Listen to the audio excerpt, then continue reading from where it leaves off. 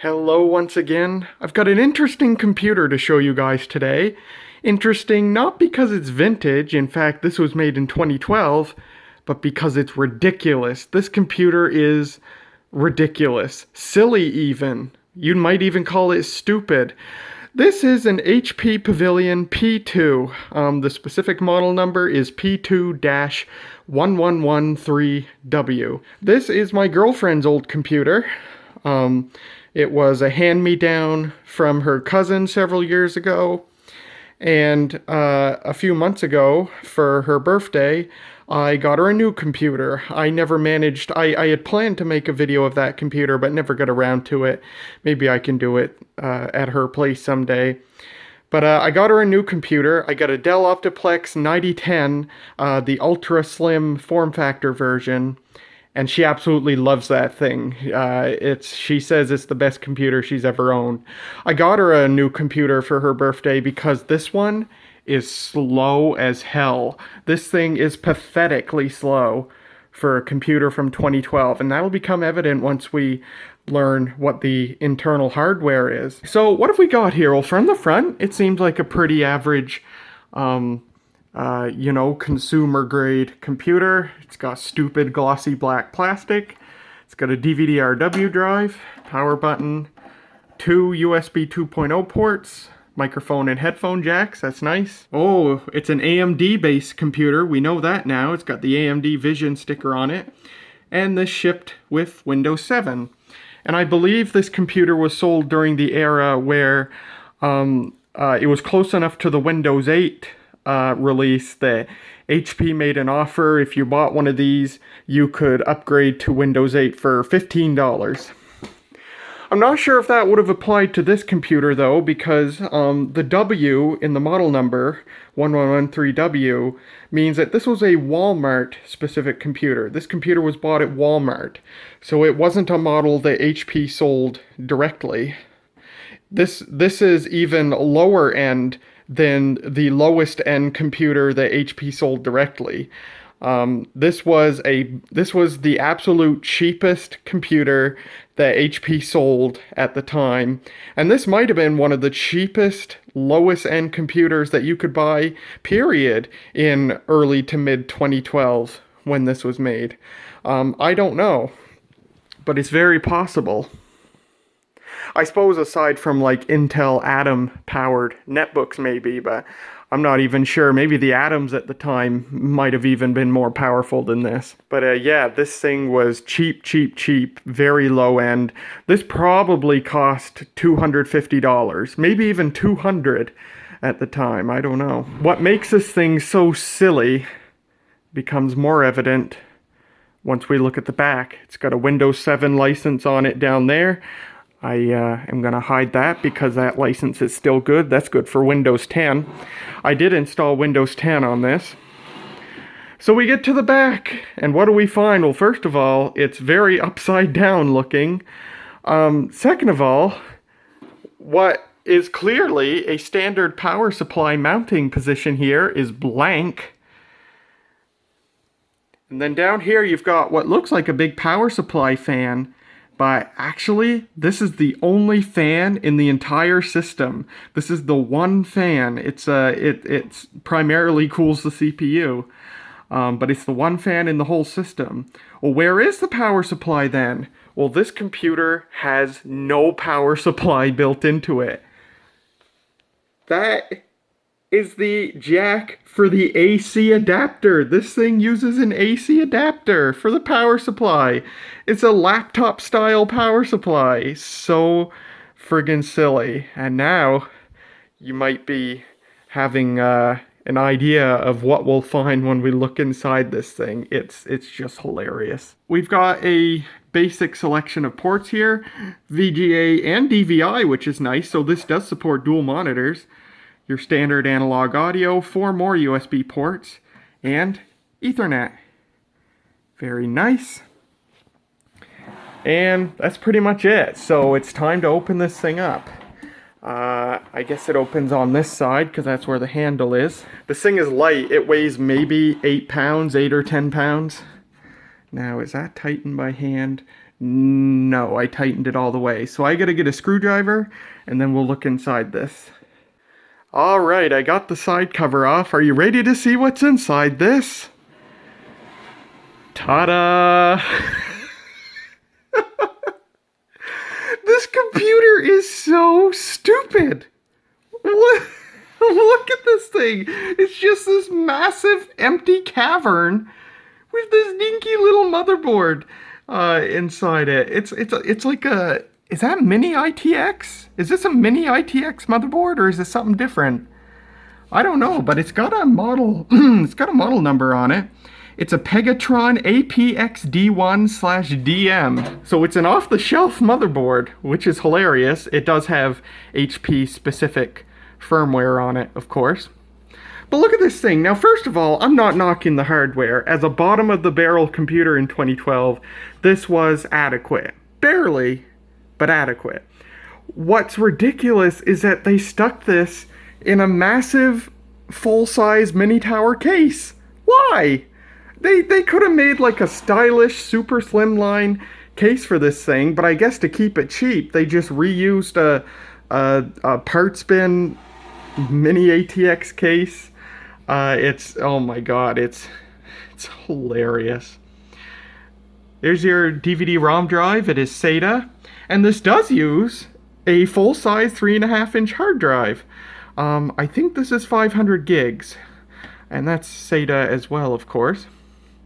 It also uses full-size DDR3 RAM. So you've got 2 full-size DDR3 RAM slots. That's quite nice. I think, I'm not sure, but I think this originally had 2 gigs of RAM. Bridget, either when she got it or she upgraded it later, upgraded it to 4 gigs of RAM, and since I've gotten it, I've upgraded it again to 6 gigs, only because I had the RAM sitting around and no other computer to put it in. Finally, what have we got for a CPU? It is an AMD Fusion E300. The lowest end, or maybe the second to lowest end, but one of the lower end APUs that AMD sold at the time. Now, you may remember I used to have a Lenovo ThinkPad X130E. I had that laptop. I used it for 5 years. I got a ton of mileage out of it. That had an E450, which was one of the higher end AMD APUs at the time. And by the time I stopped using that computer, it was so slow.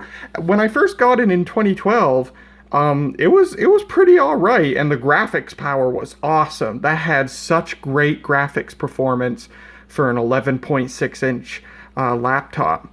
And the CPU power was just fine for my needs too, but by the time I decided to stop using it in 2017, it was just so slow, painfully slow to use. That was an E450.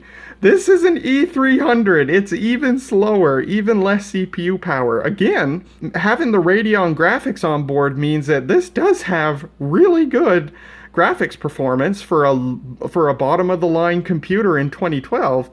But it's got bottom-of-the-line CPU performance. And no matter how good the graphics is, a computer is just going to be unusably slow if the CPU is anemic. And the CPU in this thing is frigging anemic. This is a dual-core CPU. I think it runs at 1.5 gigahertz, maybe 1.4, maybe even less. I'm not sure, but it's somewhere in that range.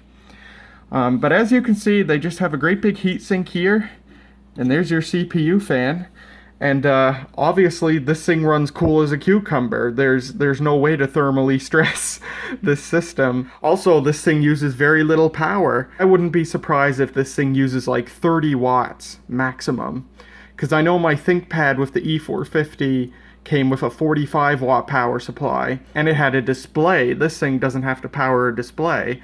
So I wouldn't be surprised if it only uses 25, 30 watts maximum. At idle, maybe 10 watts? I mean, at idle, the biggest thing consuming power would be the hard drive, which is hilarious.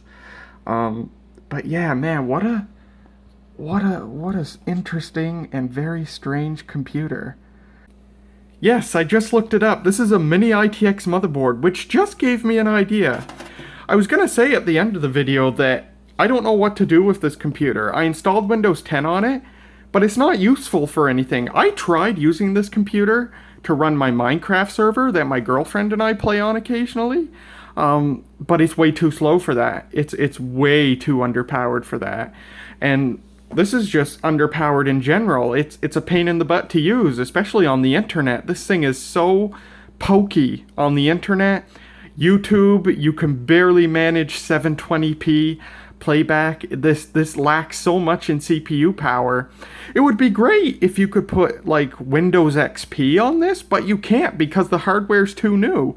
The AMD APUs cannot run Windows XP. They just don't support it. Windows XP can't run on something like this, and I don't think even Vista can either. I could put a light Linux distribution on this, like XFCE or something, or even put just a full weight Linux distribution, and it would probably run on something like this better than Windows 10 would. But then there's the fact that for over a decade now, I've been trying to get comfortable using Linux, and I never can. Every time I try, which has been so many times, I end up just not doing it anymore because I just can't get in the groove of using Linux, especially when you have to dig down and use, you have a driver issue or something, and you've got to use the terminal, and it just gets really messy. And this thing runs Windows 10 just fine. It's just so slow. So I don't really have a use for this thing. I could try and sell it. It's only 7 years old. I mean, I could possibly sell this for $40, $50. But the fact that it's so slow makes me afraid that I would sell it to somebody who would be expecting it to be a way more powerful computer than it is. And I'm afraid I would get trouble for that. So what I'm actually thinking of, I don't really have a use for this thing, but I would be more compelled to keep it and find a use for it if I could buy an affordable mini-itx case, transplant all the guts into it, or at least the motherboard. A mini-itx case probably wouldn't fit a full-size hard drive or DVD-ROM drive, but yeah, get a mini-itx case and transplant these guts into it, and then I would have a really neat, tiny computer. And I don't know, maybe I could make it a media center of some sort, who knows? But it would certainly become a more interesting computer than it is right now. Basically a woefully underpowered, full-size desktop that's just a great big cavern inside. So I may look up prices for mini-itx cases and see if there's anything interesting to choose from. There's really not much more to show. It's got a CR2032 clock battery. It's got a piezo beeper. We've got standard headers for the USB. And yeah, that's about it. The CPU can't be upgraded. It is soldered onto the motherboard. And it's got these little 4-pin power connectors for the optical drive and the hard drive.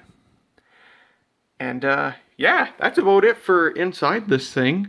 Let me button it back up, set it up over there with my monitor and such, and we'll boot this thing up before we close out the video.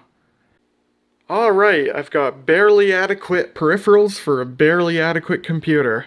I've got a Dell Quiet Key PS2 keyboard connected through a PS2 to USB converter. I've got my Mitsumi PS2 optical mouse connected through the same converter.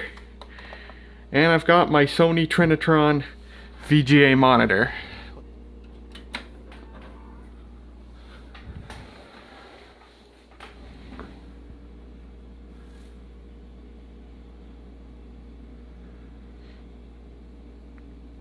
Monitor will probably take a few seconds to warm up.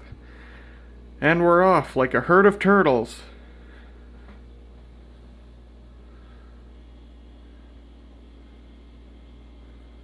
Oh, actually boots quite fast. I haven't used this thing in a long time, so I forget just where it's slow and where it's adequate. I also forget how far I set this thing up. I don't even remember if I have an antivirus installed.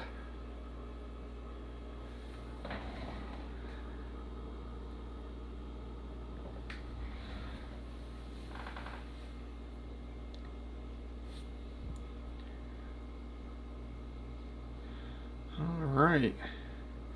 Forget how big the hard drive is in this. I can delete that.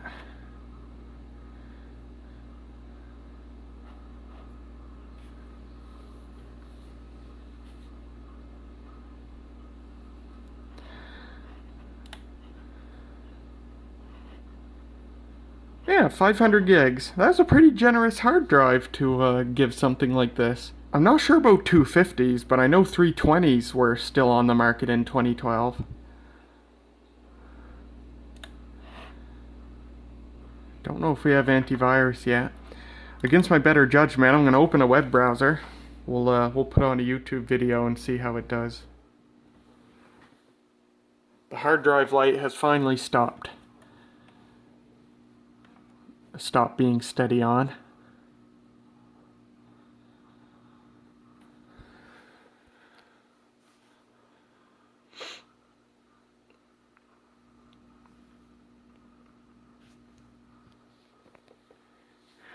All right.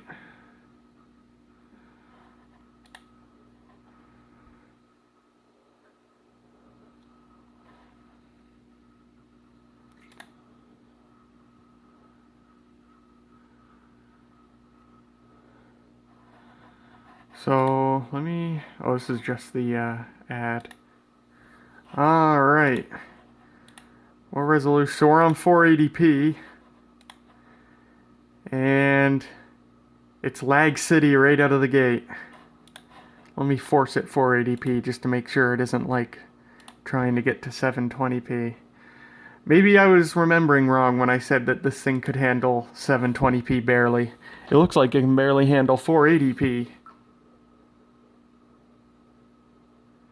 If it stopped buffering, it would probably do just fine, but who waits for a video to stop buffering these days?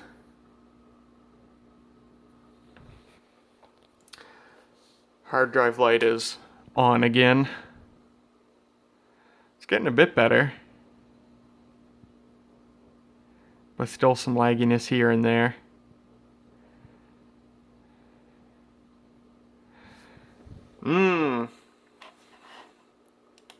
Fun stuff. Well, that's all I'm going to torture you guys with. Actually, you know what? No. I want to run a PC mark test. I want to see how this thing stacks up for CPU power and graphics power and everything else. I should mention, let me open the device manager. This thing has, I think it's Radeon HD 6310 graphics. My old ThinkPad had HD 6320. So just barely one rung above. Yeah, Radeon HD 6310. I'm going to install PC Mark and give it a run. Or no, not PC Mark. I'm going to run Passmark performance tests. That's the standard I use. And we'll see how this thing scores, just for giggles. Well, there's your results. Overall, 4th percentile. That is hilarious. And keep in mind that people have tested like Pentium 2 and Pentium 3 machines and AMD K6 machines with this program. So this is lumped in with those two, the 4th percentile.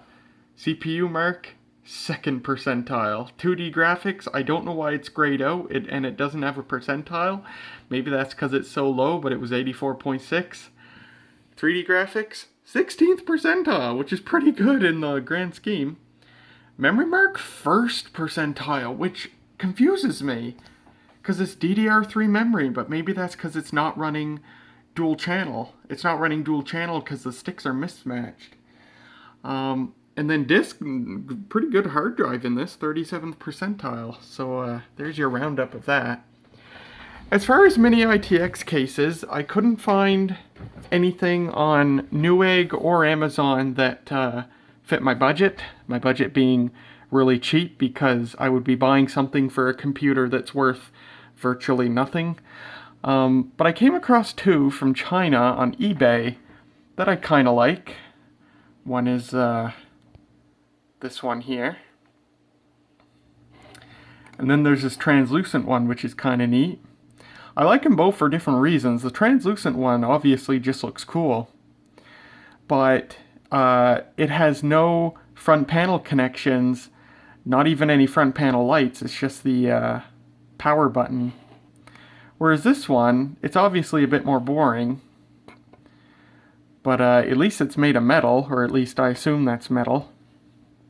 And it does have front panel USB, but you can see how small it is. Like, that's where the I/O shield would be, and it's almost the entire size of the case, whereas you look at the I/O shield on this, and it's just right here, and you have all this extra case. So, is 25 bucks worth it to me to give it a try and possibly make a otherwise worthless, boring computer a little bit more interesting? Maybe. I'll think about it. I might do it, I might not. But for now, that is all there is to show of the HP Pavilion p2-1113w, an extremely low-end and even silly desktop computer from 2012, my girlfriend's old computer. It's certainly odd, and that's its best feature, because it's not good at anything else. It is an interesting computer when you look inside it. So there you go. Thank you very much for watching, and I'll see you next time.